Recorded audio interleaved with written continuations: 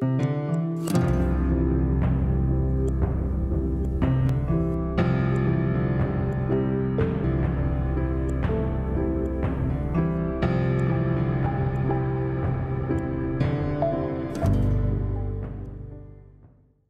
would like now to call on my friend. Who am I going to call on first? We will now present the Bridgebuilders 2022 awards. But first, we will hear from our first awardee. That will be Rabbi Yehudah Glick, followed by Sharon Sanders, our second awardee, and following that, we will award the certificates to both of them. So, Rabbi Yehudah Glick, if you are able, please welcome.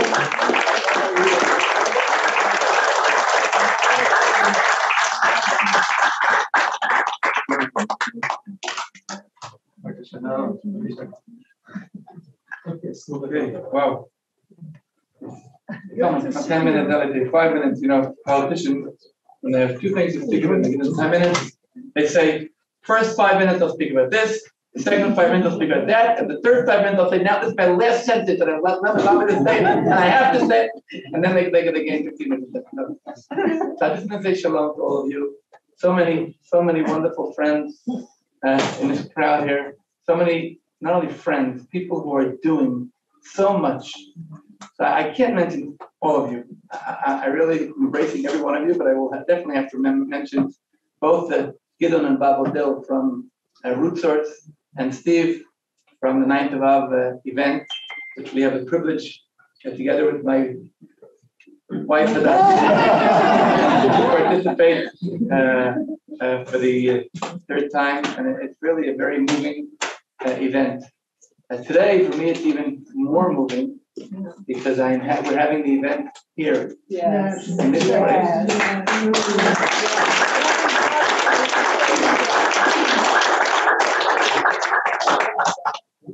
Thank you so much, Steve and Gideon, for inviting us. And I'm here speaking on behalf of one of Israel's greatest leaders, visionaries, my wife, of course, Hadass. And so I'll really share with you a few sentences because I know that we have other people who are here supposed to. Well, as I said tonight, we're speaking today on behalf of Zechariah. I think that's a wonderful thing because in Zechariah 7, there is a dilemma. Fathers are still today. When the delegation comes to Zechariah and they're asking him, shall we continue fasting? And this is a question, we look about the miracle of the state of Israel. We look around and we see the wonderful miracle of the state of Israel. And we wonder, how can we continue fasting? Israel has never flourished, cherished so much like it is doing today. We have such a powerful country. We are exporting water, gas, high-tech, you name it, medicine, solar, energy. Oranges also. Oranges. and Torah to the world. So really, should we continue? Should we continue fasting? And they had asked the question when they had just started building the temple. It was the first years after the Cyrus declaration. I'm not going to go over the whole history. And he says, he doesn't answer. He first says to them, the fasting was not for me. It's for you. It's to upgrade yourselves as better people. So the question is, you fast or not fast? It's just like when we go prepare ourselves to the Temple Mount and we go to the mikveh, the ritual bath. I tell people, we're not only preparing our bodies, we're preparing our souls. We clean our souls from any negative feelings. We open our heart to receive. And we have the privilege of visiting Temple Mount on the 9th of Av with the delegation from here, with the Wallers and with the Steve and with Lori and with the Bob and we're just so wonderful. And we see the thousands of people that are still going. And we ask ourselves, should we continue fasting again and again and again? And I think the event here tonight or the words of Zechariah in that chapter that you chose for today's event is so powerful. Because Zechariah says, yes, I promise you, this day will be days of happiness, days of holidays. But he says, then the peoples and inhabitants of many cities, and I see people from many, many continents here tonight, will come, and the inhabitants of Shulman will say to us, let's go and pray before the Lord to entreat the Lord of hosts too, we will go. And many peoples of powerful nations shall come to entreat the Lord of hosts in Jerusalem and pray before the Lord. Yes, and this is happening. So the question is whether continue fasting. What Zechariah says is remind yourselves what your obligation is. And today, when I'm dealing with the Shalom Jerusalem Foundation and bringing more people to the temple, and it's very exciting because, thank God, I started going to the temple now 30 years ago. We were 1 and 2, 100 Jews annually. Wow. 100 Jews annually. And we were the weirdos. Every time we would go, there would be thousands of people yelling at us, you're not allowed to, you're not allowed to, you're not allowed to.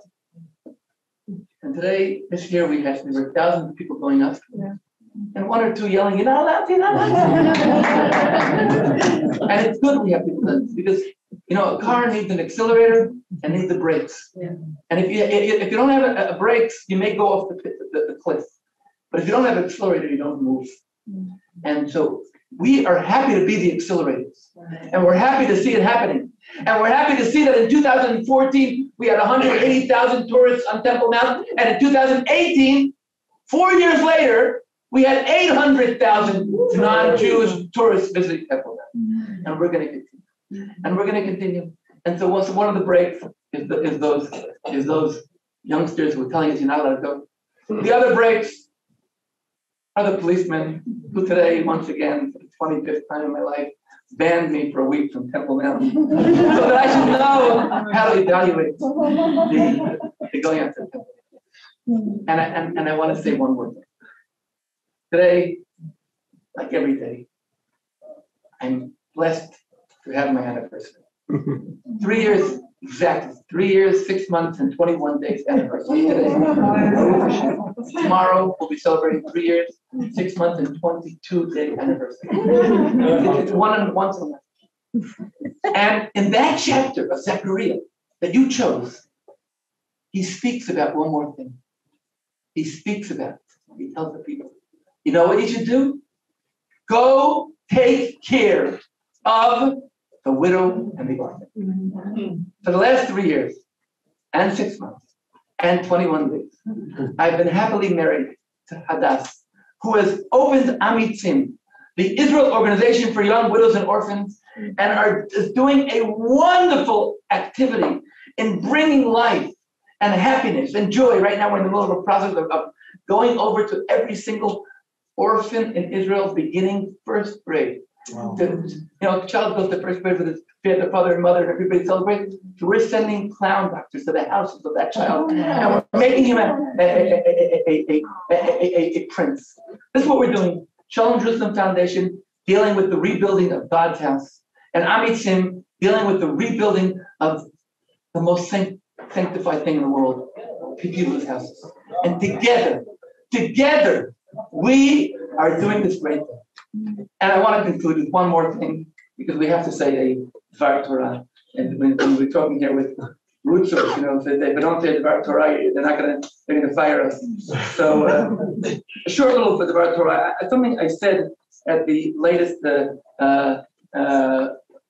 prayer breakfast they had in Jerusalem, but it wasn't this week. This week's the Parsha. We're praying. We're reading it this week.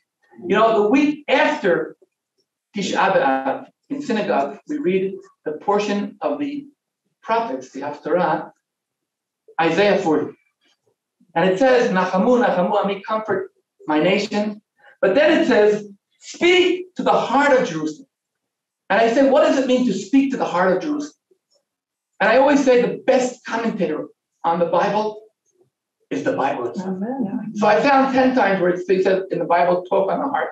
I'm not going to give all 10, but I'll just tell you that in Exodus 34 and in Judges 19, it talks about Shem who trying to talk over the heart of Dinah, and the Levite trying to talk on the heart of his concubine, and actually courting her, trying to beg her to become. But then there's another talk on the heart.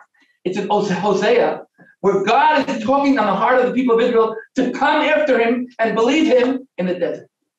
But one more beautiful talk on the heart is in the book of Ruth, where Ruth comes to Israel with Naomi, and she's alone in the field. And Boaz asks the guy who's in charge there, who is that? He said, she's a Moabite. And he says to her, please don't go anywhere else. You only stay here.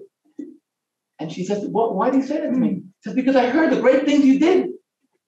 And she says to him, I will be so grateful for you because you comforted me and you spoke on my heart.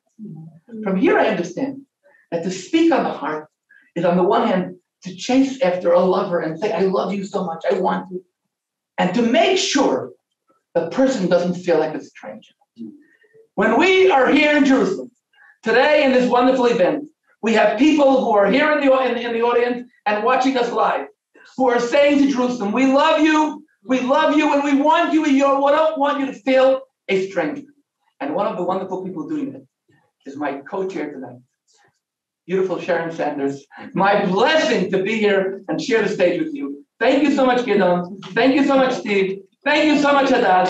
And I'm inviting you all to follow us at shalomjerusalem.org or at amitim.com. But shalomjerusalem.org, you can see what we're doing for the Temple Mount, for the nations, and it's all because of all these people that are here that are connecting the nations and the people of Israel and Jerusalem. Thank you.